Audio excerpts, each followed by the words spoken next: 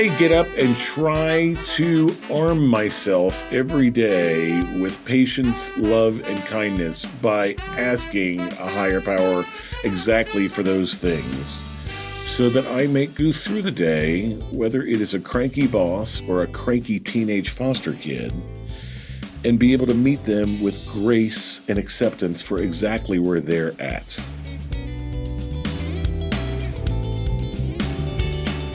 That was Brad Schmitt. Brad has recently been delivering thank you notes, at least 100 of them, to friends, acquaintances, and even members of the clergy in gratitude for helping save his life. Brad's story is inspiring as he discusses how the dark days of alcohol and drugs almost took his life. They did take his job, more than once, and certainly much more than that. This Nashville-based journalist shares his journey and explains how turning life's lemons to lemonade have helped him find new ways to squeeze the day. I'm Sally Hussey, the CEO of 50 Forward, and we elected to launch this podcast because we know older adults have such inspiring stories and wisdom worth sharing. We have now all learned that social connections are critical to our well-being. This podcast is made possible by 50 Forward, the leading resource for adults 50 plus in Middle Tennessee who seek to live longer, more fulfilling lives.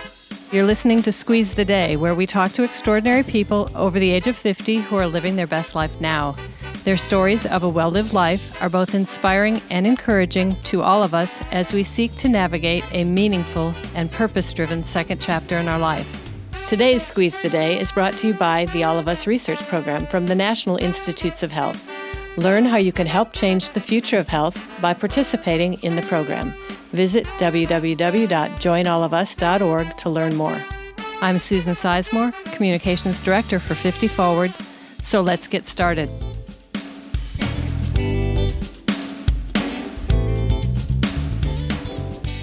Hi, Brad. Welcome. Hello, how are you? I'm great. You know, I want to talk a little bit about your background in reporting as a journalist and then just about life in general. When we first met, you were an entertainment reporter at the Tennessean many years ago, and I realized you weren't from the area. Will you tell us a bit about your roots and how you came to Nashville?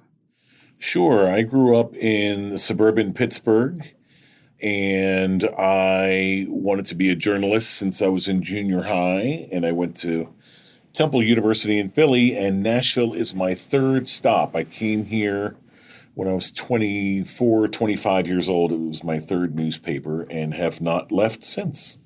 And so was your first role an entertainment reporter? No, I was, like many young reporters who first get to the Tennessean, I was a police reporter. As was, by the way, former Vice President Al Gore when he started at the Tennessean.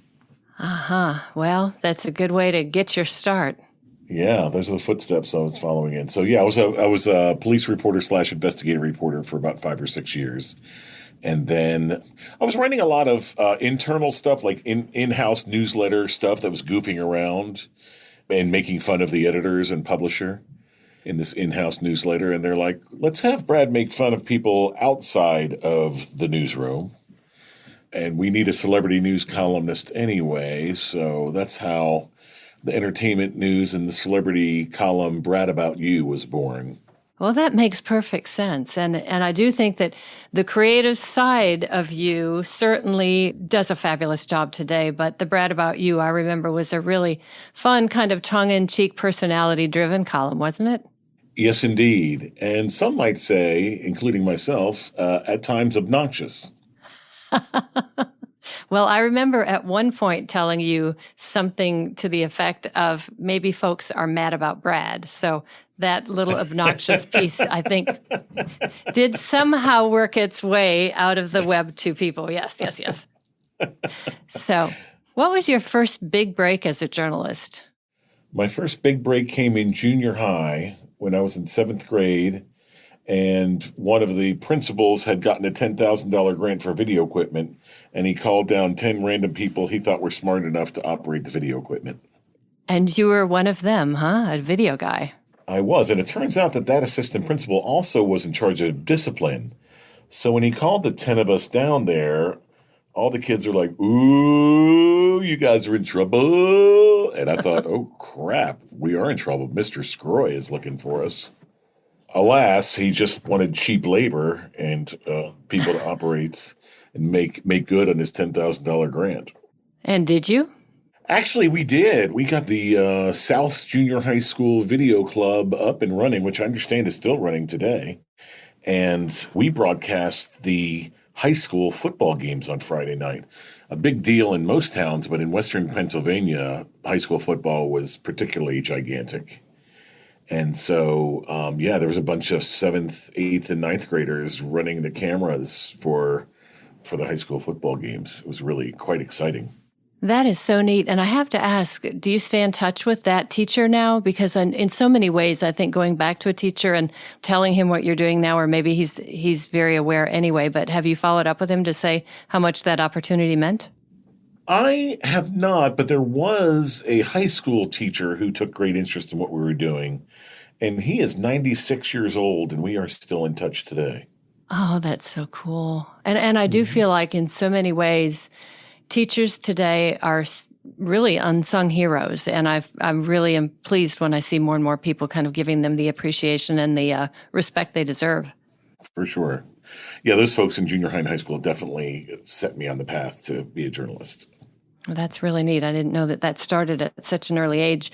Let's talk a little bit about your life and being a survivor. I know that people in probably the Middle Tennessee area have maybe heard some of this story, but you really have a great and an inspiring story to share that I think a bunch of people might be able to relate with too. I may be overstating this a bit, but you almost lost your career and your life to drugs and alcohol. And I want you to tell us a bit about that. In one interview I read, you referenced how hard it was to know that now that you and your story had become media fodder. And that must have been so hard.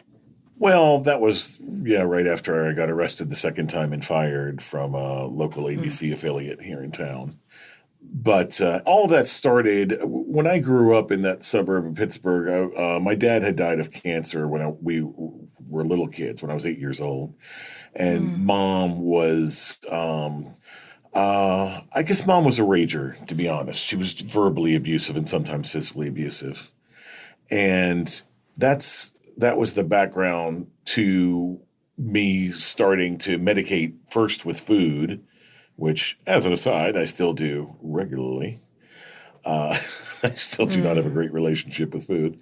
But I then turned to drugs and alcohol in, I guess, high school.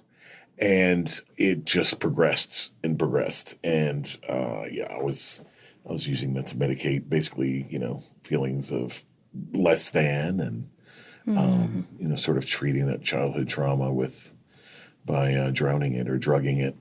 And so that's the short version of what led me to, in 2010, get my second DUI in 3 years when I was at that TV station as an entertainment reporter, and I got fired. And yes, it made the news that Brad Schmitt got a second DUI and got fired from his TV job, and that was on the other news stations, and it was in the Tennessee newspaper where I work now. And that was very devastating to me because I had my whole identity and sense of worth tied up in being a media figure. So it's way out of balance. And you sharing that story, I know for you is certainly a journey on so many levels, but I feel like in a lot of ways in our society too, I hear and have read stories, but the first time I heard the term ACEs, about adverse childhood experiences. I'd love you to talk a little bit about that because I had no idea that was truly part of what kind of brought you, plus losing a parent. Yeah, the adverse childhood. Yeah, ACEs are a big deal now. What is it again? Adverse childhood experiences. Right. So apparently if you have one or two of those, that can really affect your future. And I was, I had 5, 6, 7, 8, 9. As a kid growing up. By the way, I'm not excusing what was bad behavior as an adult. You mentioned the ACEs, and I'm saying that they were part of my life, and they definitely helped fuel the addictions that I had. But the bad decisions I made were mine. Losing my dad was, what therapists call a capital T trauma, and, every time I was getting verbally or physically abused, the same. And then, there was things along the way, right? I was always the fat kid in elementary school and junior high and high school, and that definitely, takes its toll. My college fraternity nickname was the Elephant, and I used to jokingly say I had a great memory, and that's why they called me that. But it really did, it hurt my feelings. I mean, just to be honest. And so, all of that rolled up into all sorts of, not just drugs or alcohol, but I was always, the class clown, or I, really was the jokester, had to get validation through people laughing at my jokes, especially, women or girls. I mean, that was the best, right? And so, there's all sorts of unhealthy ways I was dealing with that pain from when I was a kid. And that's what drove me eventually to recovery, which, thank God I found. Because there's a lot of folks who die without ever finding recovery or healing in any sense. So I'm very grateful for those 2 DUIs. I'm very grateful to the news director who fired me. I needed consequences to break out of super unhealthy behaviors and cycles. I needed that badly to pick a new path and to be much more open-minded to healing and recovery, which my old self would have thought was woo-woo, bunch of crap. And my new self thinks, oh, I think we all need healing and recovery. I certainly know that I do. And so, those consequences are what got me into the second arrest and the firing. That's what got me into recovery. Thank you for sharing all of that. And I feel like we're so lucky to have you here today. And I have to say that, although I've known you for years and call you a friend, I've followed your stories and your career, but I've also followed your personal story when you've told it publicly. And hearing you tell it like this, it just really puts kind of a frame around everything that's happened, but it also, I think, serves as an example for others. And, I'd like to talk a little bit about positive influencers who might have helped you through this challenge. I'm sure that, there are people, and I'd just like you to talk a little bit about kind of how they came into your life and who some of those individuals are, if you care to share. Well, sure. Well, what was interesting is I think a lot of people in recovery, myself included, like we see ourselves as, well, there was the bad Brad, right? Or the before Brad, and then there's the after, or the good Brad. And that's just not necessarily the case. I mean, yes, there was a lot of bad behavior and certainly obnoxious behavior while I was drinking and using drugs. But, I feel like there was a good guy there throughout. And there were people, no matter how obnoxious I was or whatever, who believed in me professionally and personally, even through the worst of my addiction.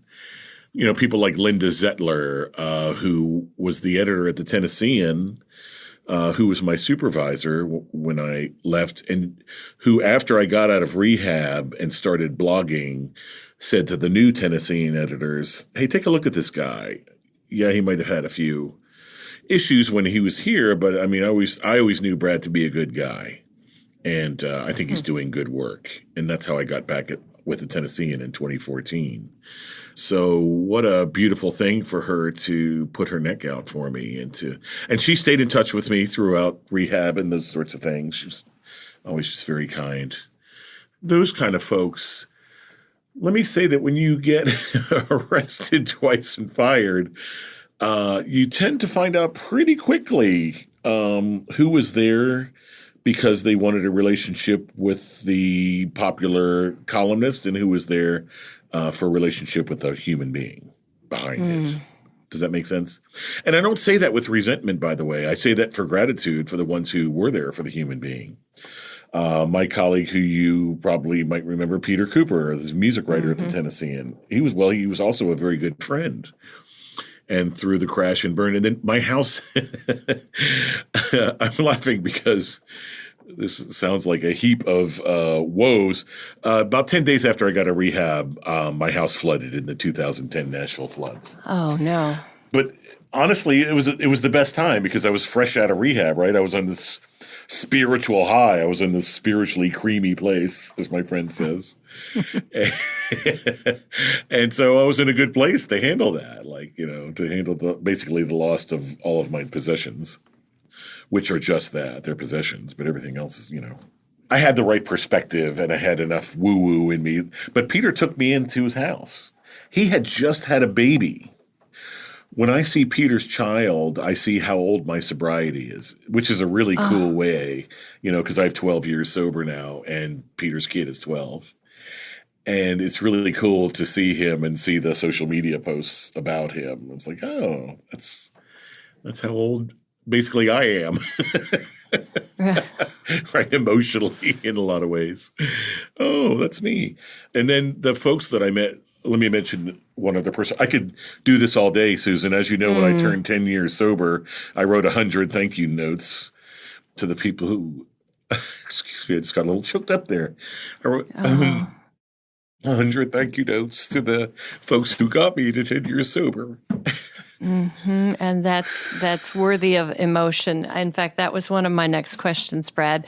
When I read that, and you would kind of reference, so-and-so was my first note because of this. So-and-so was number 23 because of this. Right.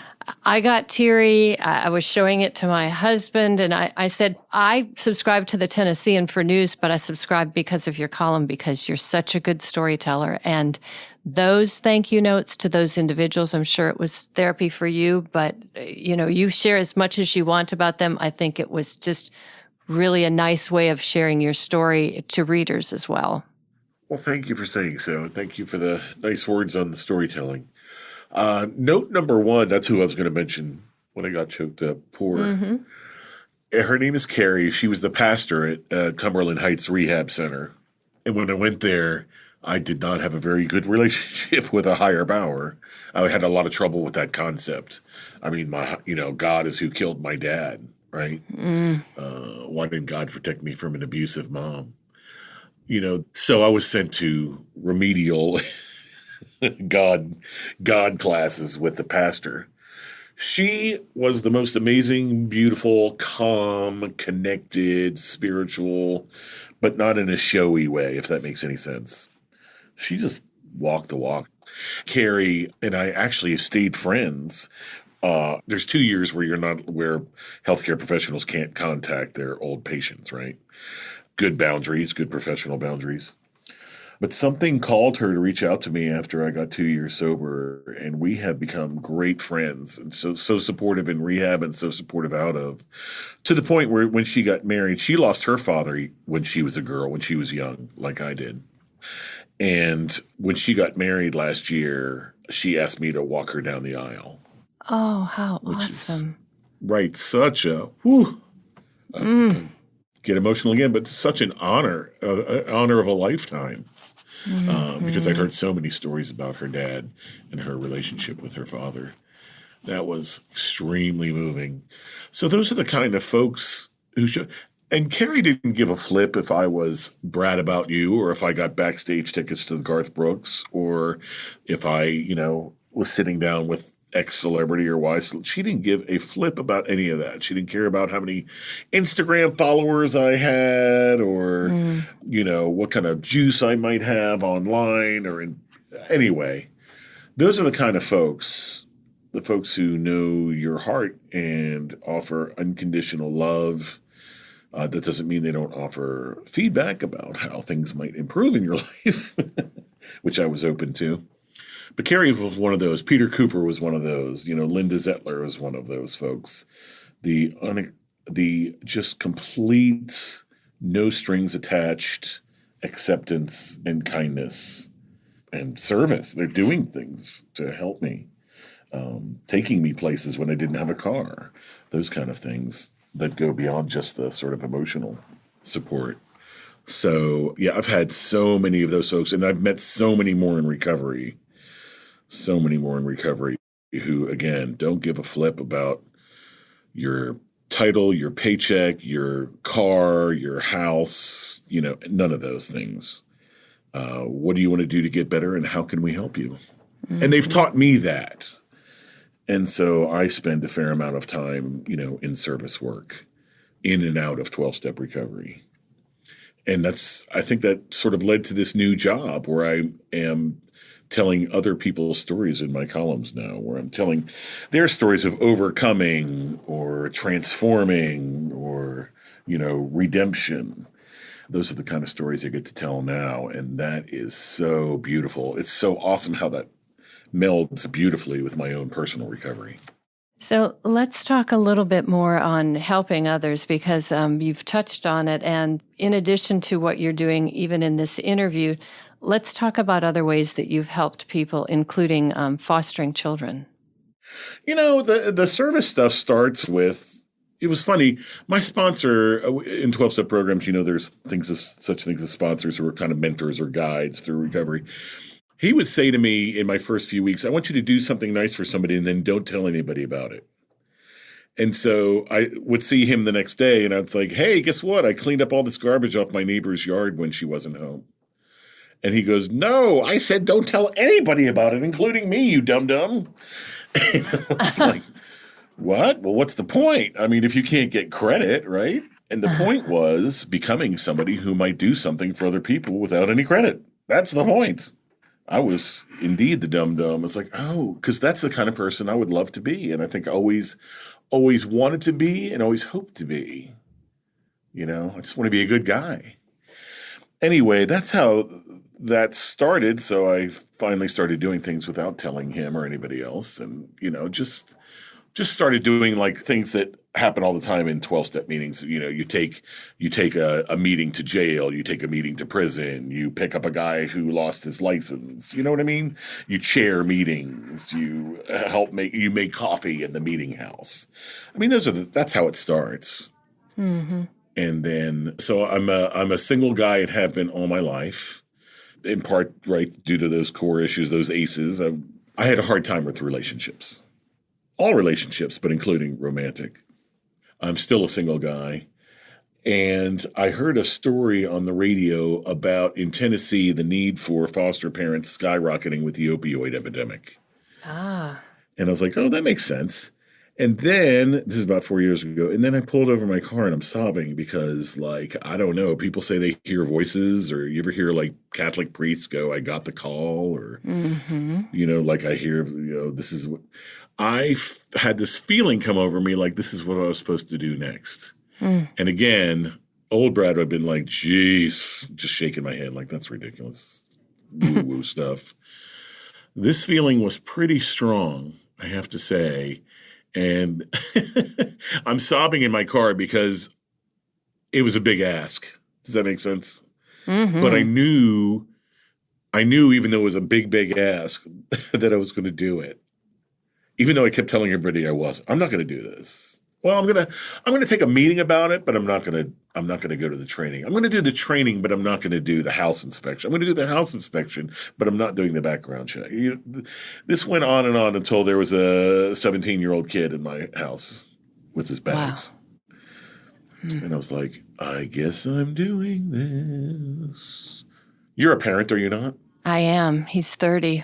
Now. There you go. How are the teen years for you?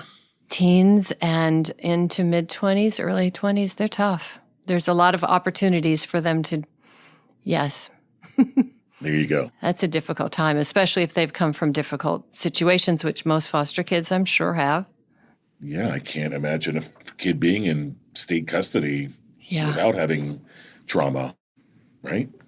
Exactly. What in the world could take you away from your bio parents that would be normal or happy and bouncy and wonderful? But my brother is always telling me this because I'll be like, oh my God, there's clothes all over the house. I can't. He goes, just like any teenager. And I was like, he's not returning my text. It drives me nuts, just like any teenager. Oh. I was like, why can't he get the dish from the sink to the dishwasher? It's about 6 inches, 10 inches in my house. Just like he is constantly reminding me. No, dude, this is not because these guys come from traumatic. This is because this is what teenagers do. Mm-hmm. He always calls the teenage boy the dumbest human being on the planet. And he goes, including us when we were teenagers. I was like, oh, yeah. That fostering is – I did it because – and yes, I'm doing it for the kids, but to me it was the ultimate act of service for somebody in active addiction. Because 60, 70, 80% of these parents who lose custody of their kids, there's some sort of drug issue involved. So I'm going to watch your kid while you get it together. That's why I started fostering. I thought this would be a great thing to do for folks trying to get it together. And man, I mean, the person who's grown up the most in all that is me. I mean, the acceptance and the kindness and the patience and all these spiritual principles I get to work on every day, every hour almost of every day sometimes. And it is something else. It's a beautiful thing to watch them finally get comfortable with you. And it's a beautiful thing to watch me get more comfortable with me. So interesting. So I'm curious to know, with all of your experience right now, not only in fostering, but also in trading alcohol for sobriety, where can others turn for help or to get connections on any of those things? There are so many resources for people who want to be in recovery. And for a lot of people, it starts by Googling, how do I stop taking heroin? I will say in Tennessee, one of the best resources, and it's 24 hours a day, 7 days a week, 365 days a year. It's called the Tennessee Red Line, and it's an 800 number. I'm going to say it, and maybe listeners won't be able to write it down, but you can remember Tennessee Red Line. Tennessee Red Line. And the number is 800-889-9789. That number will take you to somebody who is going to know of almost all the resources in the state, whether it be sober living houses, whether it be treatment, whether it be outpatient rehab, inpatient rehab. What do you need? Do you need support because your child is going through it and you don't know how to deal? Gambling, alcohol, drugs. Tennessee Red Line is really wonderful about providing resources. I will also say personally that if somebody wants to get a hold of me, I have the easiest email in Nashville media. It's brad@tennessean.com. brad@tennessean.com. I would love to hear from you and try to connect you with some folks who can help you. And so I will say this. I literally had to be arrested twice and fired before I sought help. And I didn't seek help, by the way. The judge ordered me to seek help. There is an easier, softer way. And that is the cliche is, if you're sick and tired of being sick and tired, look for some help. You don't have to get arrested. You don't have to get fired. Look for some help and find some freedom. And it's a beautiful thing. It'll be the best gift you ever give yourself, let alone your family members and friends. That is just amazing. What an amazing gift. And to share your email. I also, venture a guess, but I'm sure in every community across the nation and probably globally, there are alcohol support or drug support groups too. And faith leaders can probably, you might want to touch on that a bit, Brad, too, if you think that there are certain ways that people can get help beyond this state.